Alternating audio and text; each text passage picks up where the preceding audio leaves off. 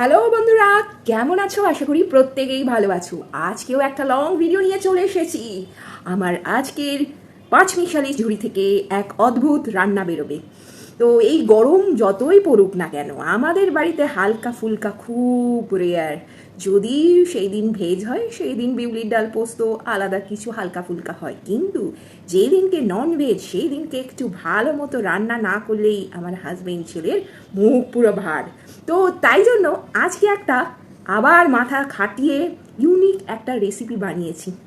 এটা বলতে পারো অনেকেরই বর্ষাকালের প্রিয়, কিন্তু একটু অন্য রকমভাবে বানিয়েছি। তো চলো দেখে নেওয়া যাক। অবশ্যই বলবো ভালো লাগলে লাইক কমেন্ট শেয়ার করতে ভুলো না। আর একটা কথা, আর যারা এই রেসিপিটা তৈরি করবে বা প্রিপারেশনটা করবে, অবশ্যই আমাকে একটু কমেন্টস করে জানিও, তাহলে আমি খুব খুশি হব। তো দেখে নেওয়া যাক।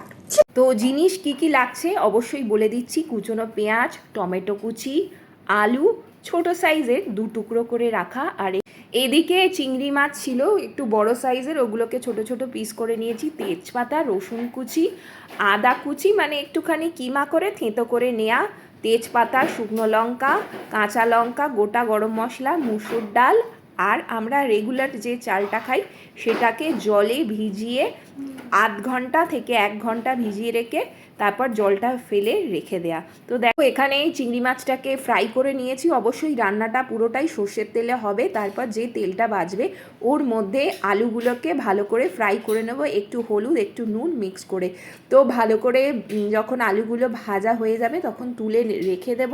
তুলে রাখা হয়ে গেলে আর যে সমস্ত মশলা পাতিগুলো আছে, মানে পেঁয়াজ, টমেটো, রসুন, আদা, তারপরে একটা পেস্ট করেছি, সেটা বলতে ভুলে গেছি, অবশ্যই সেটা জানাচ্ছি রান্নাটা করতে করতে। তো এখানে তেলটা একটু কম ছিল, আমি আর একটু সর্ষের তেল 1 টেবিল স্পুন অ্যাড করে তেজপাতা, শুকনো লঙ্কা, কাঁচা লঙ্কা, তারপর গরম মশলা ফোড়ন দিয়ে তারপর এর মধ্যে পেঁয়াজটাকে প্রথমে ভালো করে কষিয়ে ভেজে নেব।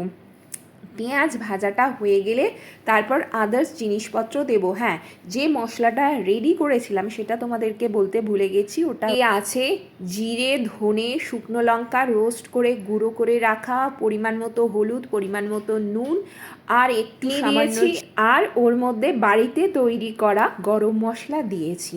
তো সব কিছু মিক্সড করে জল দিয়ে গুলে রেখে দিয়েছি। ওটা অন্তত 15 মিনিট ভিজিয়ে রাখলে ওটার মশলাটা কিন্তু ভালো লাগে খেতে। তো দেখো এখানে পেঁয়াজটা মোটামুটি ভাজা হয়ে গেছে। তারপর আমি এক এক করে প্রথমে মশলাটাকে দেব, যেই মশলাটার কথা বললাম। মশলাটা দিয়ে যখন একটু তেল ছেড়ে যাবে তখন ওই রসুন, আদা, তারপর টমেটো এক এক করে সমস্ত কিছু কিন্তু দিয়ে নাড়াচাড়া করতে থাকবো ভালো করে। যখন এটাকে কষানো হয়ে যাবে তারপর এর মধ্যে আমি একটু জল ঢেলে আলুটা দিয়ে দেব। আলুটা দেওয়ার পর যখন আরেকটু কষানো হয়ে যাবে তখন ওই শুকনো করে রাখা মুসুর ডাল আর চালটা দিয়ে ভালো করে আরেকটু কষিয়ে নেওয়ার পর পুরো জল ঢেলে এটাকে হতে দেব মিডিয়াম ফ্লেমে। হাফ অ্যান আওয়ার লাগবে সময়। তো মিডিয়াম ফ্লেমে হাফ অ্যান আওয়ার যদি কষিয়ে কষিয়ে করে নাও তাহলে একটা অসাধারণ খিচুড়ি তৈরি হবে। হ্যাঁ, যেটা ভুলে গেছিলাম, চিংড়ি মাছটাকেও অ্যাড করেছিলাম যখন আলুটা কষাচ্ছিলাম তোমার ডাল চালটা দেওয়ার আগে।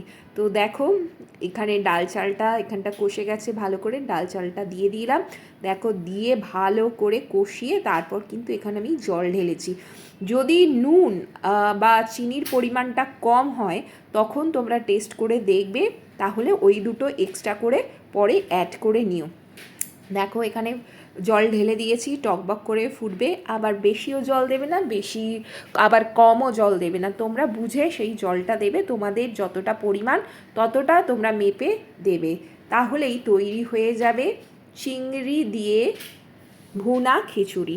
তো এই দেখো কড়াতেই আমি করেছি, হাঁড়িতে চাইলে তোমরা করতে পারো। এবার আমি একটা হাঁড়ির মধ্যে বা হাঁডির মধ্যে ঢেলে নিয়েছি, উপর দিয়ে একটু ঘি ছড়িয়ে দিয়েছি, আর তার সাথে ছিল ডিমের অমলেট। ডিমের অমলেটটা সবাই জানো, আর নতুন করে বলার কিছু নেই। পেঁয়াজ কাঁচা লঙ্কা দিয়ে অমলেট করেছি, আর তার সাথে ছিল পাঁপড় ভাজা।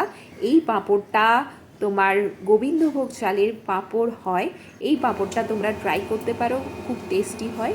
এই পাঁপড় ভাজা ছিল, আর ছিল সয়াবিন কষা। যেহেতু আমার ছেলে অতটা পছন্দ করে না, পরিমাণে কমই করেছিলাম। তো এইখানে দেখো, আর সয়াবিনের তরকারিটা যেহেতু তোমরা সবাই জানো, আর নতুন করে বলার কিছু নেই। দেখো, সয়াবিনের তরকারি, পেঁয়াজ রসুন গরম মশলা টমেটো, তো এইগুলো আলু দিয়ে সেদ্ধ করে যেরকম করে ওই ছিল। তো এই ছিল আজকের মেনু। কেমন লাগলো অবশ্যই জানিও। আজকের মতো টাটা সবাইকে।